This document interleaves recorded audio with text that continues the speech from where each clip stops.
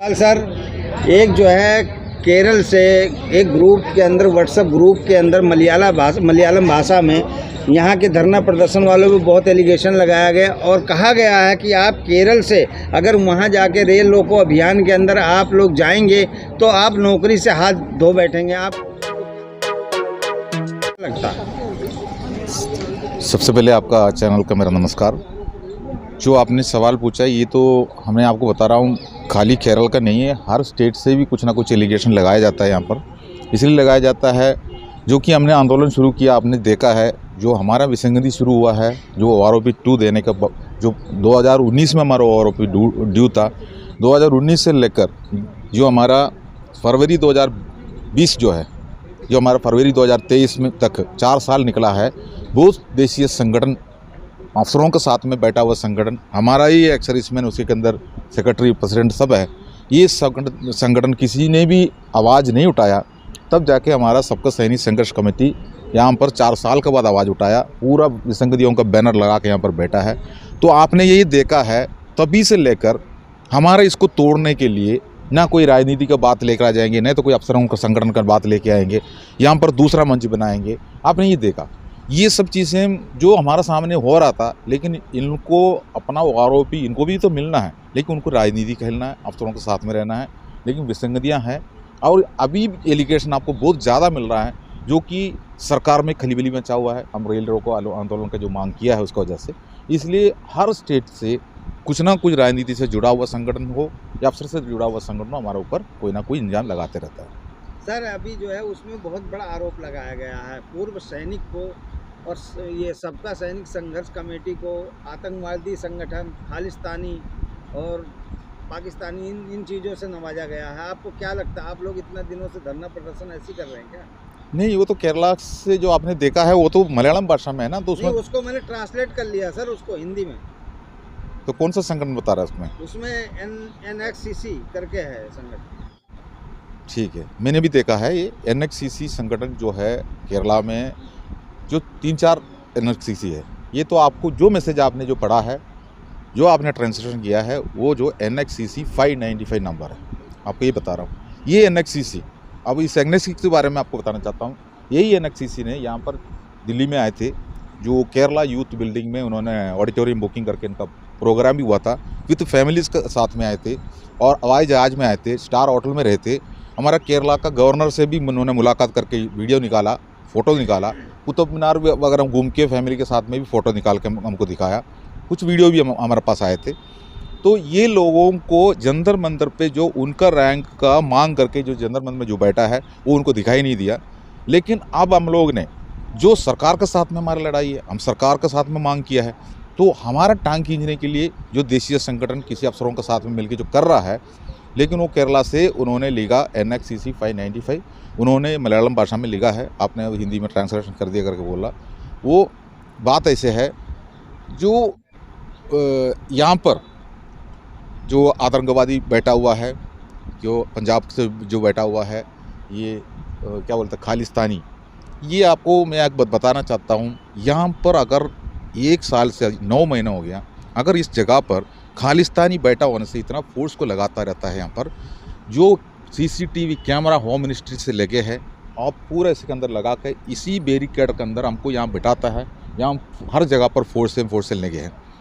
इतना जगह पर यहाँ पर सरकार खालिस्तानी को बिठाएंगे और सरकार हमको परमिशन देता है यहाँ बैठने के लिए, हमारा मेमोरेंडम लेता है, तो क्या कोई खालिस्तानी को बैठने के लिए जगह है? ये जो बोलता है NXCC 595 का जो उसका प्रेसिडेंट हो, सेक्रेटरी हो, उनका एग्जीक्यूटिव कमेटी हो, मैं इसको बहुत निंदा कर रहा हूँ, जो कि उन्होंने संतुलन खो के बात कर रहा है, जो कि अभी आपने खुद ही बोला हुआ है, उसका आपने ट्रांसलेशन किया है। अगर पंजाबियों का हाथ में मिल जाएगा तो उनको ऊपर वो FIR दर्ज कर देंगे, फिर क्या करोगी? जो कि उन्होंने फौज में नौकरी करके आया है, तो इसका मतलब क्या है? जो सिखलेस रेजिमेंट है, सिख रेजिमेंट है, ये सब खालिस्तानी रेजिमेंट है क्या?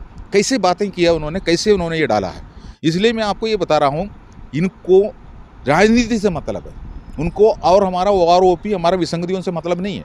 जो कई दिन से हम लोग यहाँ बैठा हुआ है, 8-9 महीने से यहाँ बैठा हुआ है, इन्होंने कभी भी हमारा किसी भी प्रोग्राम में साथ देने के लिए नहीं आया, लेकिन ये हमारा टांग खींचने में लगे रहता है, किसी ना किसी जगह से व्हाट्सएप के अंदर लिखना, वो लिखना, मतलब इनको अभी ये तो बात ऐसे है, जो किसी ने उनका अंडर में नौकरी कर रहा है, तो उनको बता दिया अगर आप दिल्ली में जाके आ जाएंगे तो आपका नौकरी नहीं रहेगा। एक तो ये बोला, जो कि एक तो तानाशाही, क्योंकि पूर्व सैनिकों का कल्याण के लिए, पूर्व सैनिकों का जो हर पूर्व सैनिक कल्याण हो या उनका पुनर्वास हो, उनका विसंगतियाँ हो, उसी के लिए संगठन बनता है। पूर्व सैनिक संगठन चाहे एनएचसीसी भी उसी में बना है, तो उनको गुमराह किया जा रहा है। अभी इन्होंने ही क्या किया मैं आपको बता रहा हूँ, इनका ही बात बता रहा हूँ। वो इधर आके वो वापस जाएगा तो नौकरी नहीं रहेंगे, ये बोल रहा। अब उनको बोल रहा खालिस्तानी उग्रवादी है तो आप लोग तिहाड़ जेल में चले जाएंगे, तिहाड़ जेल में बंद हो जाएंगे। तो इसी जैसा बातें करके वहाँ अफवाह फैला के वहाँ सब पूर्व सैनिकों को यहाँ आने में धमका रहा है। एक जैसा धमकाने वाला बात है ये। इसी के ऊपर मैं आपको बता रहा हूँ, इसके ऊपर एफआईआर दर्ज होना चाहिए। जो एनएचसीसी केरला का अंदर जो 595 है, उसी के ऊपर मैं सबका सैनिक संघर्ष कमेटी का जो एग्जीक्यूटिव कमेटी के पास मैं रिक्वेस्ट करूंगा, इसके ऊपर जो समझा ले, और जो भी आपने उसके लिए जो आप ट्रांसलेशन किया है वो भी हमको प्रोवाइड करने का जो ये भी करें, आप इसके अंदर डालिए। मैं आपसे रिक्वेस्ट कर रहा हूँ, जो कि इस जैसा जो हमारे लिए लड़ाई लड़ रहा है, सरकार को निमंत्रण जो पूरा मेमोरेंडम दे के यहाँ पर बैठा है, इसी जैसे इंजाम करना ये तो बहुत दूर की बात है, इतना तो करना भी नहीं चाहिए। गोपाल सर, आपको ऐसा नहीं लगता है कि आपके ही पूर्व सैनिकों में जयचंद और गद्दारों की कमी नहीं है? जो पूर्व सैनिक 28 लाख पूर्व सैनिकों को गुमराह करने का काम कर रही है, ये जयचंदों का काम है। जो ये मैसेज जिसने दिया है ये अफसरों के हवाले से आया है, ऐसा लगता है क्या आपको? बिल्कुल। जो 595 जो है वो अपना आप कहता है हम देशी संगठन है। उन्होंने ये भी कहा है, आपको पता है हमारा जो OROP का जो फर्स्ट किस्त जो निकल के हमारे अकाउंट में गया जो मार्च का महीने में 2023 में, तो उन्होंने बोला पहले किस्त आपके पास आ रहा है, आप उसमें से हमारा जो काम के लिए एनएचसीसी का जो आगे का काम के लिए एक आदमी 5-5 हज़ार रुपये डोनेशन करे, जो कि आपका किस्त आ रहा है। लेकिन मैं ये कह रहा हूँ उसके अंदर जिसको जो मिल रहा है उनको बता रहा है 5,000 रुपये दे दो। ये भी हमने नोटिस देखा उन्हीं का एनएचसीसी 595 का जो उनका वो लेटर हेड के अंदर हमने जो ग्रुपों में देखा, ये मांग कर रहा है। लेकिन जेसीयूज के लिए पैसा नहीं है। ऑर्डिनरी सूबेदार मेजर रैंक करके जो डमी बना कर रखा है उसके लिए कोई टेबल नहीं है, और हर जगह पर विसंगतियां हैं। ये सब उनको वो खुद ही बोल रहा है मैं जो देशीय संगठन। यहीं पे जो है आप लोगों ने ऑल इंडिया फेडरेशन बनाया था, उसमें कुछ लोगों ने गद्दारी की थी, तो यही जंतर मंतर की यही धरती जहां आप लोगों का धरना प्रदर्शन है, उनको जो जूतों से स्वागत किया गया था। इतना बड़ा जो है केरल के जो है एनएचसीसी ने इल्ज़ाम लगाया संगठन ने कि गद्दार हैं, खालिस्तानी है सबका सैनिक संगठन। इतनी बड़ी कमेटी, इतनी पुरानी जो पूर्व सैनिकों की लड़ाई लड़ रही है, तो क्या समझते हैं आप? देखो, जिसने संतुलन खो के बैठा हुआ है, सभी ने बोलता है पढ़े लिखे स्टेट है ये केरला, लेकिन एनएचसीसी 595 जो उन्होंने जो बोला है उसका जवाब वही खुद ही देना है। उसका जिसने जो इस चीज़ को जो बताया है वही उसका खुद देंगे, जवाब देंगे, जो कि हम इसके ऊपर कार्रवाई करने के लिए हम विनती करूँगा हम अपना कमेटी से। इसके पहले भी हुआ था, इसको पहले भी एक बात हुआ था, मैं आपको बता रहा हूँ, वो हिंदी में थे। हमारा दिल्ली वेटरन्स का आप सब जानते थे जो सुरेंद्र पहलवान यहाँ पर दूसरा मंच लगा के यहाँ पर हमें तोड़ने में पहले से लगे थे। उसका कारण यही थे, पहले हमारे साथ में था, तो हमारे पास एक बैलोस है, हमारा साथ में राजनीति नहीं बोलना चाहिए, यहाँ अफसर नहीं आना चाहिए। वो ये दोनों में जुड़ा था उसका संगठन, इसलिए उनको यहाँ से बाहर किया। तो उन्होंने हमें तोड़ने के लिए बोला यहाँ पर जंतर मंतर पे अनशन के लिए कोई भी बैठ सकता है, परमिशन किसी को भी मिलेंगे। उन्होंने अपना मंच हमारा ऑपोजिट में बना के वहाँ पर बैठा था। ये भी यहाँ पर हुआ है, लेकिन उनका कारण यही है, हम व्यक्तिगत रूप से भी हम ऑफ कैमरा में भी उनको बोलते थे आप अपना राजनीति छोड़ दो, तो बोलता हम राजनीति नहीं छोड़ सकता है, मतलब इसी जैसा भी बात हुआ था। उन्होंने अभी इसी जैसा उन्होंने एक व्हाट्सएप में उन्होंने इसी जैसा लिख दिया, ये तो जंतर मंतर पे जो बैठा हुआ है एक खालिस्तानी उग्रवादी है, जो जंतर मंतर का अनशन को मैंने शुरू किया था और एक खालिस्तानी वाला वहाँ से जगह खाली कर दे। तो उसी को हिंदी में लिखने की वजह से वो पंजाबियों का जो बिल्कुल उनका नॉलेज में चला गया, उनको पंजाब में जाकर माफ़ी मांगना पड़ा।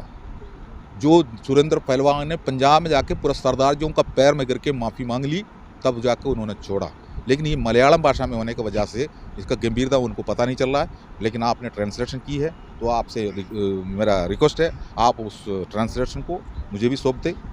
और गोपाल सर, जैसे क्या नाम आप 25 नवंबर को रेल रोको अभियान करेंगे, इसमें बहुत लोगों को मतलब डर भी है, जो जयचंद लोग हैं कि इनकी संख्या हो जाएगी काफ़ी, और इनके जो है क्या नाम जो रैली है इनकी फ्लॉप करो, तो उस चीज़ पे आप जो है केरल वाले पूर्व सैनिकों के बीच में जो जहर घोलने काम कर रहे हैं, उनको आप कैसे क्या नाम अपील करेंगे कि भाई आप 25 नवंबर को आइए?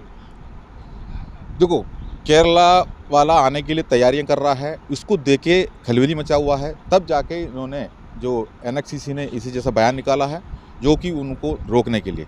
लेकिन मतलब डरने की कोई जरूरत हाँ, डरने की कोई ज़रूरत नहीं है। हमने होम मिनिस्ट्री को, हमने डिफेंस मिनिस्ट्री को, हम लोगों ने राष्ट्रपति को, हमने प्रधानमंत्री ऑफिस में, इसके अलावा रेल मिनिस्ट्री को हम लोगों ने लेटर दी है, मेमोरेंडम दी है, उन्होंने मोहर लगा के हमको दिया है। रोज़ फोर्स इधर आता है, हमारा प्लानिंग के बारे में देखता है, और खुफिया विभाग भी आता है। हमारा प्लानिंग सब पंजाब में चलता है, वहाँ पर पूरा मीटिंग हो रहा है। इसलिए हम 3-4 आदमी को यहाँ बिठाता है, जो कि हमारे पास धन मतलब पैसा बहुत कम है, जो कि हम लोगों को खर्चा किराया सब कुछ हर जगह पर लगता है। तो हम सांकेतिक धरना रखा है, जो हमने किसी जगह पर अभी 25 का पहले कोई भी बड़ा धरना नहीं रखेंगे, किसी को नहीं बुलाएंगे। इसलिए तैयारियां बहुत बढ़ चढ़ कर चल रहा है, किसी को डरने का कोई ज़रूरत नहीं है। अगर खालिस्तानी है तो पुलिस इसका पहले ही ले जाकर हमको अरेस्ट किया होगा। ये सब अफवाह उड़ाने वाला कुछ लोग जो केरला में रहता है, वो भी पूर्व सैनिक है, वो भी हमारा ही रैंक का है। इसलिए हमें थोड़ा सा इस चीज़ को थोड़ा धक्का लग रहा है, लेकिन हकीकत जानिए क्या है क्या नहीं है। ये तो जो सभी सेना में नौकरी करके आया सबको पता है, ऐसी बात नहीं है, हमारा कहने की ज़रूरत नहीं है। लेकिन ये मलयालम में मेरे पास नोटिस में आए थे, उसी टाइम पर हमने उसके अंदर थोड़ा सा हमें धक्का लगा था, लेकिन कई ग्रुपों में हमने देखा उसको उन्होंने डिलीट करना शुरू कर दिया था। ये गलत बात है, डिलीट करने की ज़रूरत ही नहीं है, लेकिन आपने तो निकाल ही दिया, कोई बात नहीं सर। लेकिन यहाँ 25 नवंबर को जंतर मंतर से हम 11 बजे रेल को रोकेंगे। जो नई दिल्ली रेलवे स्टेशन में आने वाला, दोनों साइड से आने वाला ट्रेनों को आउटर में हम रोकेंगे। बहुत प्रॉब्लम होंगे, हम जानता हूँ, लेकिन वहाँ पर जो ट्रेन में जो भी लोग बैठा है, अगर मान लो सिग्नल में एक गाड़ी रुक जाता है तो पीछे जितना भी सिग्नल वो लाल हो जाता है, गाड़ियों को रोकना पड़ता है, क्योंकि पटरी में उसी रूलिंग है रेलवे का। तो वहाँ पर गाड़ी रुकेंगे, रुकने के बाद जो प्लेटफॉर्म में ना पहुँचने की वजह से रेल यात्रियों को, यात्री उसके अंदर जो बैठा है उनको दिक्कत हो जाता है, हम उसको पानी पिलाएंगे, हम उसको बिस्किट खिलाएंगे, हम उसको दूध पिलाएंगे, हम उसको खाना देंगे। जितना देर गाड़ी उधर रहता है हम उसको भूखा नहीं रखेंगे। हम इस देश के सैनिक हैं, हम पूर्व सैनिक होकर आज मजबूरी में हमने ये आंदोलन करना पड़ रहा है। सरकार हमारा बात नहीं सुनता है। जो सरकार को हमने जो हमारे जैसी संवैधानिक तरीक़ा से हम लोगों ने मेमोरेंडम दिए, उनको जू तक नहीं हो रहा है, वो हमें तोड़ने में लगे हैं। हमारा ही रैंक उसके लिए उनका साथ दे रहा है। ये ऐसा नहीं चलेंगे। ये जो जब तक हमारा जो मांग, जो जुडिशरी कमेटी का मांग किया है, जुडिशरी कमेटी देने में सरकार को कोई दिक्कत नहीं है। अगर नहीं दे रहा है तो उसका राज क्या है, यही हमको पता चलना चाहिए। इसलिए 25 तारीख को, जो नवंबर 25 को सभी पहुंचिए। अगर आपको अपना पेंशन प्यारी है, अगर आपका फैमिलीज़ को पेंशन प्यारी है, आज जो सेना में बैठा है उनका पेंशन भी ज़रूरी है, तो फिर रुको मत, पहुँचो जनता।